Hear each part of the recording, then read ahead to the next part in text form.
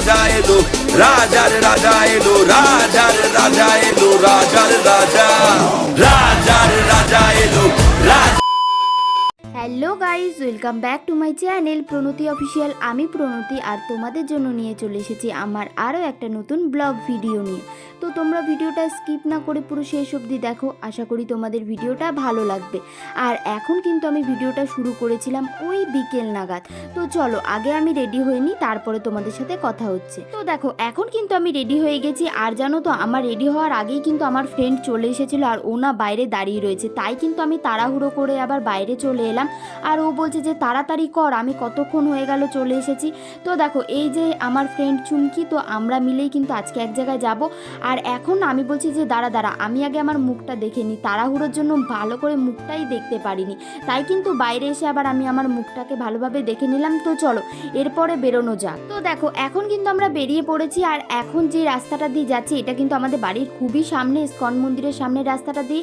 আর এই রাস্তাটা দিয়ে কিন্তু আমাদের সব জায়গায় প্রায় যেতে হয়। তো আমরা কে কে যাচ্ছি সেটা তো তোমাদেরকে বলিনি। তো দেখো আমি যাচ্ছি, চুমকি যাচ্ছে আর আমার বোন যাচ্ছে। আর চুমকি এখানে যা জোরে গাড়ি চালাচ্ছিল আমার চোখ থেকে তো জল বেরিয়ে যাচ্ছিল। তারপরে আমি আবার চুমকিকে বললাম যে অত জোরে যাওয়ার কিছু নেই, চল আস্তে আস্তেই যাই, এখনো অনেকটা সময় বাকি আছে। মানে আমরা যখন বেরিয়েছিলাম তখন বাজে ওই 5:30 মতো।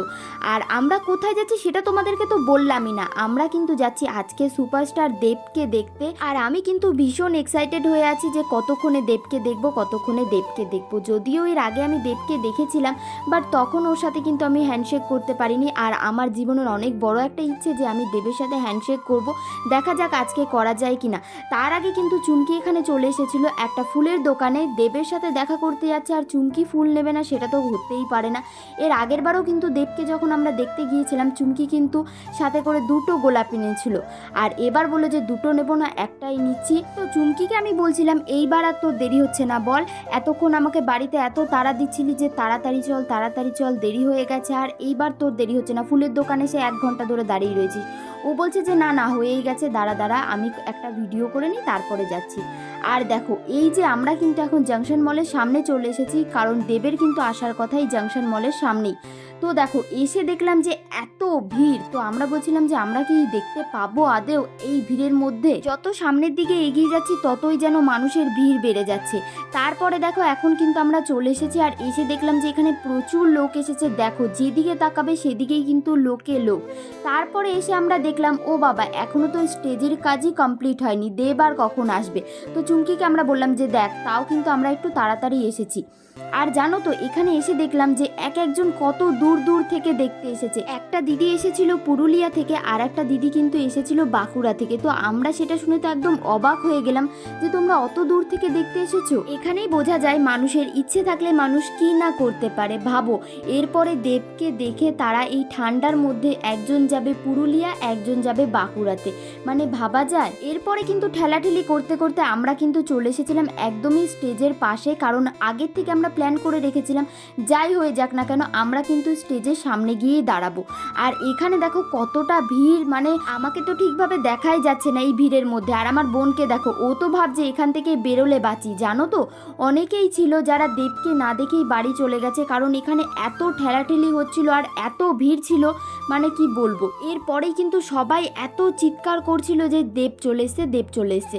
আমি কিন্তু প্রথমে বিশ্বাস করিনি, কারণ অনেকবার এরকম হয়েছে যে দেব চলে এসছে সবাই চিৎকার করে দৌড়, কিন্তু দেখলাম যে না দেব তো আসেনি। কিন্তু তার একটু পরেই দেখলাম যে খাদান মুভির পোস্টার লাগানো এই বাসটা ঢুকছে, কারণ খাদান মুভির প্রমোশনের জন্যই কিন্তু এখানে দেব এসেছিল। আর আমি তো অপেক্ষা করছিলাম যে কতক্ষণে দেব স্টেজে উঠবে, কারণ এখান থেকে আমি দেখতেই পাচ্ছিলাম না।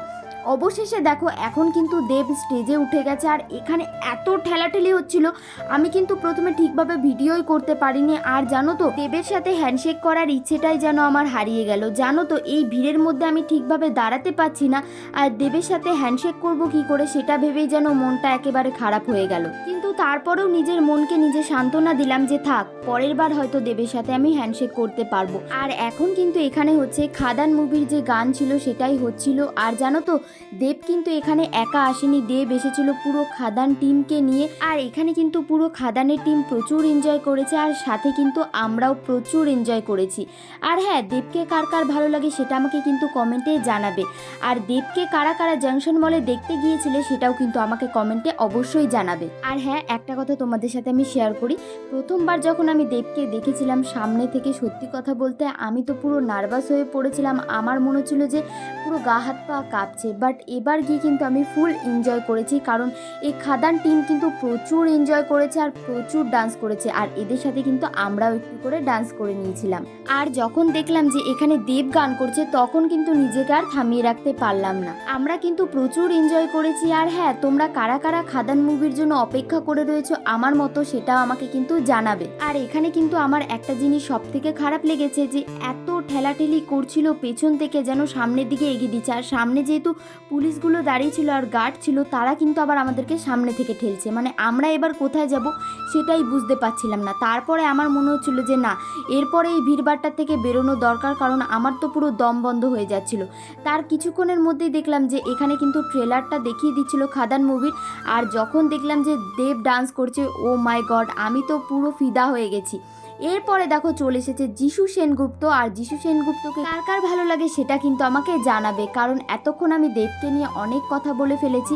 এরপরে পুরো খাদান টিম কিন্তু ডান্স করে এরপরে তারা চলে যাচ্ছিল বাড়িতে। আর আমার কিন্তু মনে হচ্ছিল যে আমিও এবার এই ভিড়ভাট্টার থেকে বেরোই। তারপরে কিন্তু একটা সাইডে এসে দাঁড়ালাম, আর চুমকি আমাকে বলল যে চল চল যাই একটু জাংশন মলের ভেতর থেকে ঘুরে আসি। যখন এসেছি, আমাদের কিন্তু খুব একটা আশা হয় না এই জাংশন মলে। আমরা কিন্তু অনেক দিন ধরে প্ল্যান করে রেখেছিলাম যে জাংশন মলে গিয়ে ভিডিও বানাতে যাব, বাট সময়ের জন্য আর আসা হয়নি। আর এখানে তোমাদেরকে এরপরে দেখায় যে ভিড়টা দেখো, মানে যেদিকে তাকাবে লোক আর লোক, মানে এত ভিড় হয়েছিল। আর যেহেতু জায়গাটা অনেকটা ছোট ছিল, তার জন্য কিন্তু মানুষগুলো একটু বেশিই মনে হচ্ছিল। এরপরে দেখো আমরা চলে এসেছিলাম জাংশন মলের ভেতর। আর এখানে এসে কিন্তু আমরা প্রচুর ভিডিও বানালাম। আর এরপরে চুমকি আমার বোনকে শিখিয়ে দিচ্ছিল যে কিভাবে ও রিলসটা বানিয়ে দেবে, মানে ক্যামেরাটা কিভাবে ধরবে। আর তোমরা যদি আমাদের রিলস ভিডিও দেখতে চাও তো অবশ্যই আমাকে ইনস্টাগ্রামে ফলো করে নিও। আমার ইনস্টাগ্রামের নাম আছে প্রণতি অফিসিয়াল 11। তোমরা ঝটপট সার্চ করো আর গিয়ে কিন্তু আমাকে ফলো করে দিও। এরপরে কিন্তু বাইরে এসে আমরা কিছুক্ষণ বসেছিলাম। আর জানো তো, শীতকালে ঠান্ডা হাওয়া কার ভালো লাগে জানি না, তবে আমার কিন্তু ভীষণ পছন্দের। মানে শীতকালে ঠান্ডা হাওয়াটা যেন আমার ভীষণ ভালো লাগে। এরপরে কিন্তু আমরা বাড়ি চলে আসছিলাম। আর যখন আমরা বাড়ি আসছিলাম তখন বাজে কিন্তু ওই 9টা। আর এখন দেখো রাস্তায় কিন্তু সেরকম একটা লোক নেই, কারণ এই শীতকালে খুব একটা লোক বেরোচ্ছে না। বাইরে কিন্তু মোটামুটি ভালোই ঠান্ডা পড়ে গেছে। আর এই যে এরপরে কিন্তু আমরা চলে এসেছিলাম কিছু খাওয়ার জন্য। এই ভিড়ভাট্টার মধ্যে আমাদের খাওয়ার কথাই কিন্তু মাথা থেকে বেরিয়ে গেছিলো। আর এখানে কিন্তু অনেক দিন পরে শালপাতায় করে কিছু খেলাম, আমার তো বেশ ভালো লাগলো। এরপরে কিন্তু আমি বাড়ি চলে এসেছিলাম। আর বাড়ি এসে কিন্তু আমি পুরো ফ্রেশ হয়ে গেছি। তো চলো আজকের ভিডিওটা আর বেশি বড় করছি না, আজকের ভিডিওটা এই পর্যন্তই। তোমাদের যদি ভিডিওটা ভালো লাগে অবশ্যই like, comment, share and subscribe করে দিও। চলো বাই, দেখা হচ্ছে নেক্সট ব্লগে। Good night.